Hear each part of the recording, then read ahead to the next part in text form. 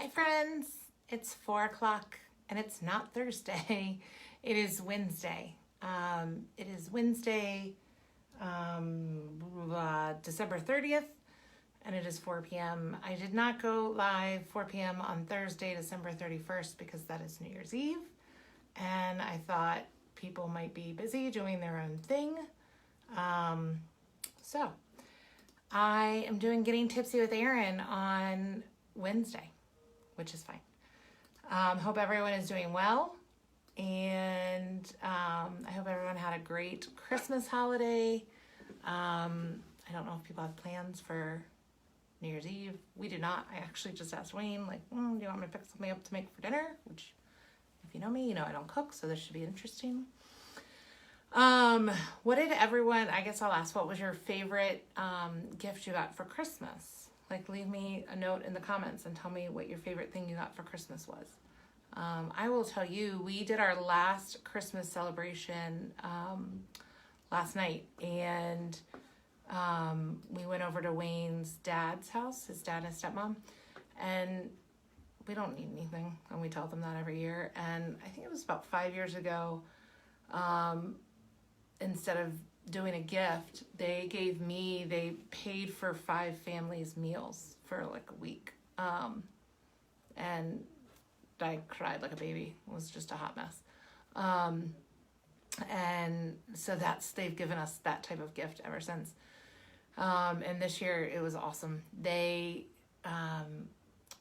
Wayne's stepmother, crochets. She knits and crochets, and she goes to events and sells them and stuff and does them as gifts.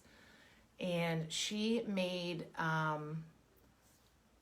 3 sets, 3 for me and 3 for Wayne, 3 for females, 3 for males, for us to be able to give out. And each set is a mat that is made out of grocery bags where they're it's knit together, and so for a homeless person to be able to put on the ground, and then a crocheted blanket for a homeless person. And it's the sweetest, nicest. That's my favorite gift. So sorry, I got a phone call. We have 6 blankets and 6 of those mats to be able to give people. So I'm super excited, and I don't know quite yet where we're going to give them, but super excited. So today's topic is 5 common seller mistakes to get your house sold. And I know this market has been a little crazy, and things have been flying off the shelf in 24 or 48 hours. And you may see a neighbor's house that's been on the market for a month and be wondering why. My phone is ringing off the hook. There are reasons why. And so I wanted to go over them. And actually, it was funny yesterday when I posted the preview for this. One of my sellers said this is basically a documentary on what he did. To be fair, he only did one of these mistakes, which was the first mistake, was not having a plan. But it was pretty okay. We worked around it. So the 5 mistakes. Mistake 1, not having a plan. To put your house in the best position possible, you probably should plan about 90 days out before selling. You really want to meet with a realtor, have a realtor, and 90 days is just kind of depending on what kind of time you can put into it. Most people are working, and you can't my seller had some time where he could devote to it, so it wasn't necessarily that big of a deal. But you want a realtor to be able to walk through your home and point out things that need to be done. Whether it's simple staging, paint touch-ups, repairs that need to be done to get your home positioned in the best possible light for your listing photos. You want to have listing photos done prior to it going on the market. You want to have all the marketing in place and have all those materials ready so that literally when it hits the market, the showings can start within minutes. You want those brochures done and printed and everything done. And if you're doing it all day of or the week of, it doesn't work out that well. You want to sit down and have a clear picture of the marketing plan your agent intends to follow. You want some pricing plans. So, what kind of adjustments are you going to take? Is it going to be based on the number of showings? Is it going to be based on feedback? How are you going to plan that timing out? You also want to have a plan for showings. Do you have any animals? How are you going to get the animals out of the house? Are you going to be working? What's going to happen there? So if you have that in plan, if you have that time and you can plan accordingly, the 90 days is really your best sort of option. And again, if you're not working full time, maybe it's 60 days, maybe it's 30 days, because then you'll have that time to do that painting or those repairs and get that completed. Mistake number 2, selling it by yourself. I know that people think, I don't need a realtor. It's easy. I can just put a for sale sign up. There's no inventory. Houses are flying off the shelf. It's easy. Okay. There's a reason it takes 90 days to get your house ready. There's a lot of marketing that goes in place. There's a lot of knowledge that this realtor, your realtor, me, whoever it is, can share with you. You're not going to learn that. Sorry. You're not going to learn that in 90 days. You're not going to learn it in 180 days. Just putting a sign up in the yard is not going to happen. There's also a lot of paperwork. You can make a lot of mistakes trying to sell it by yourself, and you can cost yourself a ton of money. Also, when you list your house for sale by owner, you're immediately discounting the price that someone's going to be willing to pay. They know it's for sale by owner. They know that you're not paying a realtor, and I hear it all the time. Well, they're not paying a realtor, so I'm going to go ahead and just take X amount off. So just know that that's already in buyers' heads. Additionally, you're losing the opportunity to put it in the MLS, which is where a lot of marketing is happening. A lot of people have their searches set up there. People aren't driving around and looking at signs anymore. They're looking on the internet. Can you put it on Zillow? Yes, you can. But people are even going away from Zillow now because Zillow has such delayed search. You also can be undervaluing what your home is worth. If you think you can just go look on Zillow and see what the Zestimate is, or you can base it off of your tax assessment, that's the worst thing you could do. For 2 reasons. Both Zillow and the tax assessment haven't been in your home. So they don't know what type of condition your home is in or what updates you've done. So you could either way underestimate or way overestimate the price. And either A, you're giving a ton away, or you're just going to be sitting on the market. You're not in the market. And you're going to cost yourself a ton of money.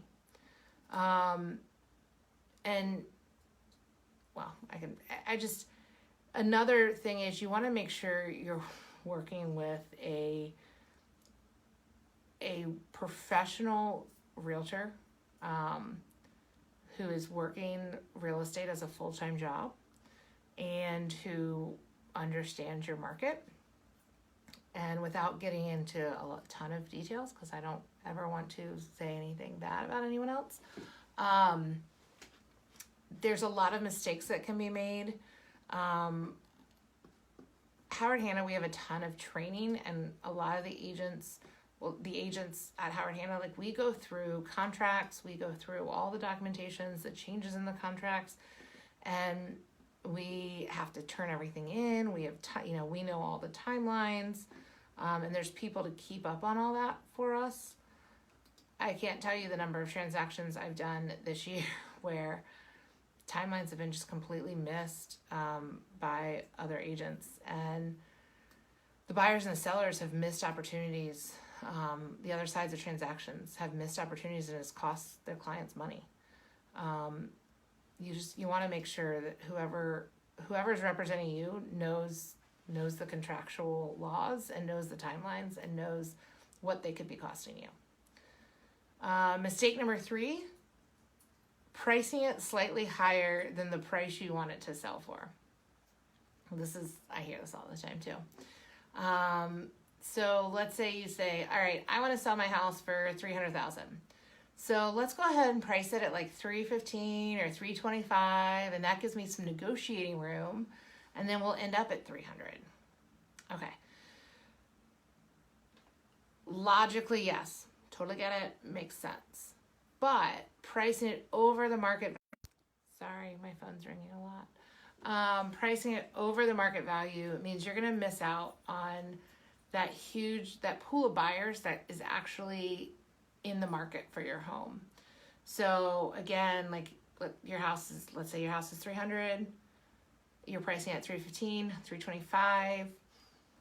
The people that can afford it at 300 aren't looking at it because they're not looking at 315 and 325 houses because the market is so fast and it's moving so fast, they can't afford those houses.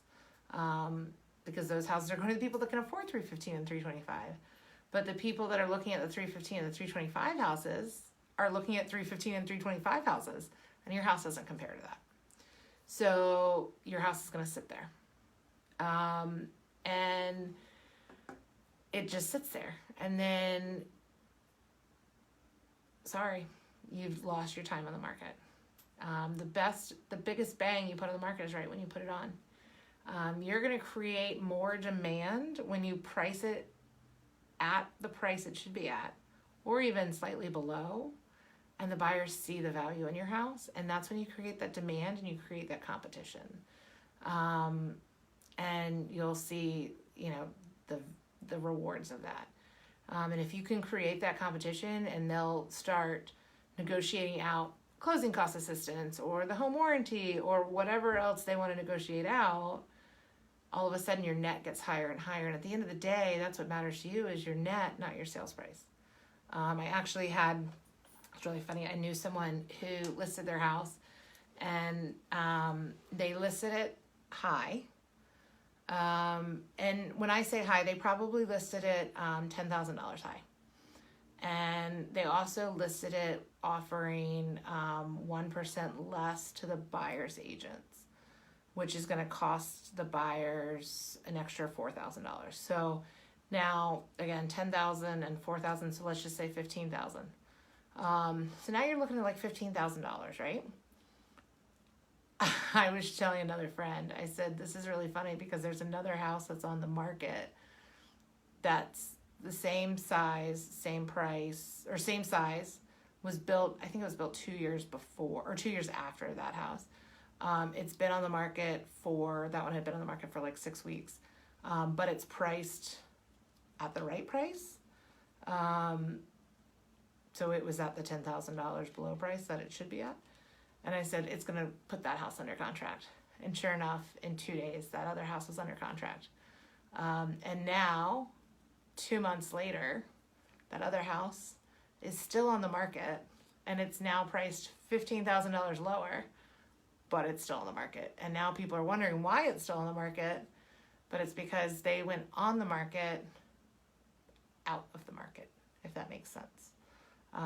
You want to make sure you're in the market when you first go on, because that's when you get the biggest bang for your buck. Mistake number 4, skimping on staging. Staging a home, according to NAR, which is the National Association of Realtors, 83% of buyer's agents said staging a home made it easier for a buyer to visualize the property as a future home. And staging a home is not, you don't have to bring in all new furniture. Staging a home is meaning depersonalizing, because obviously if you're living in the home, like you're not taking out your furniture and putting in new furniture. It's depersonalizing it from you and setting it up so it's a neutral setting for someone else to be in.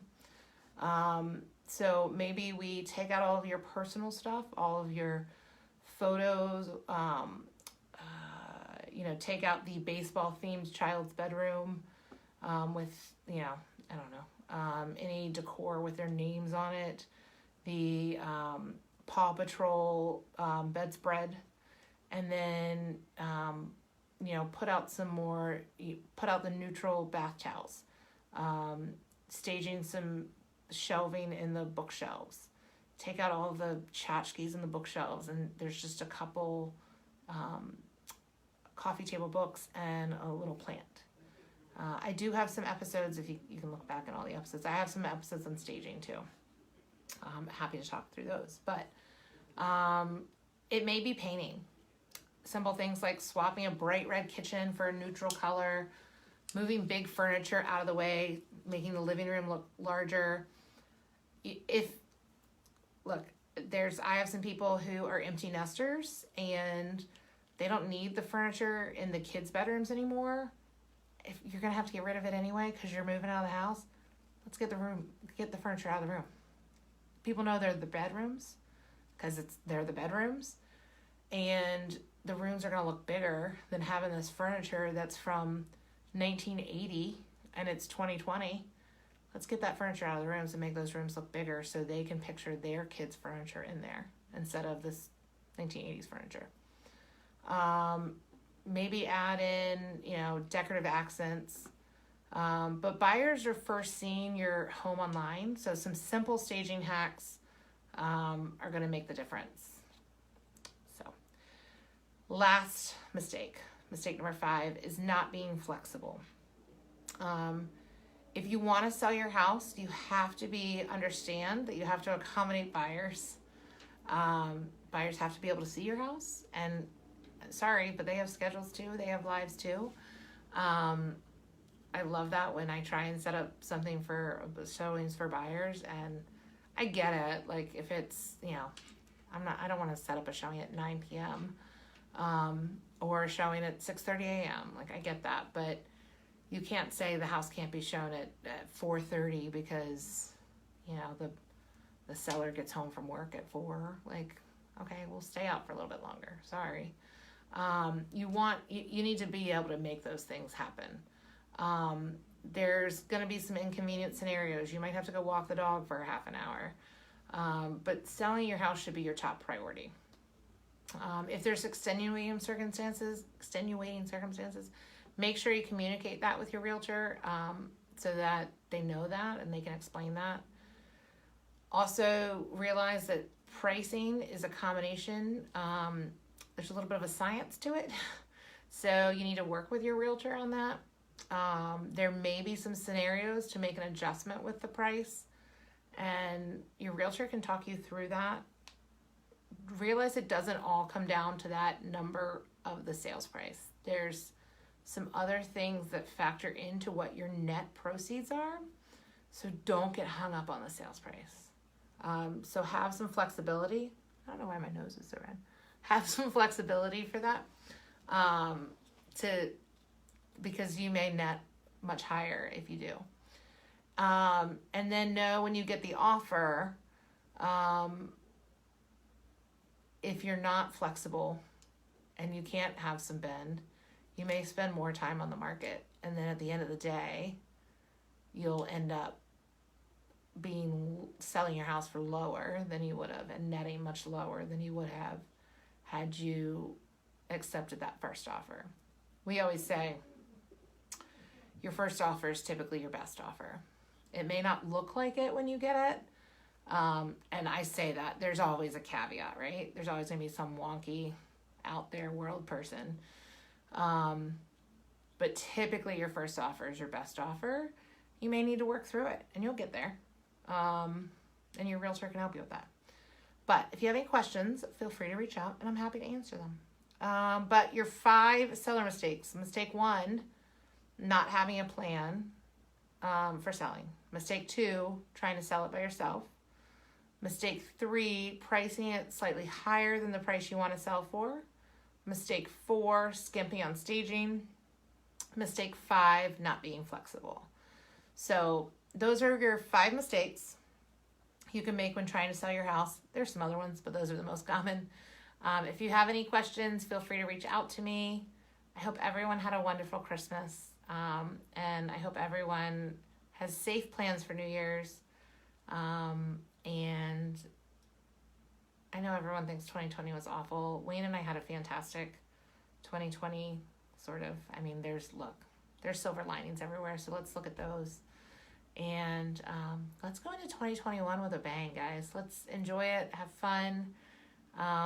Also, if you're still watching, don't forget to enter for the grand prize for tomorrow. I'm going to draw that tomorrow, but entries are due today. All right, thanks, guys. Have a great day. Bye.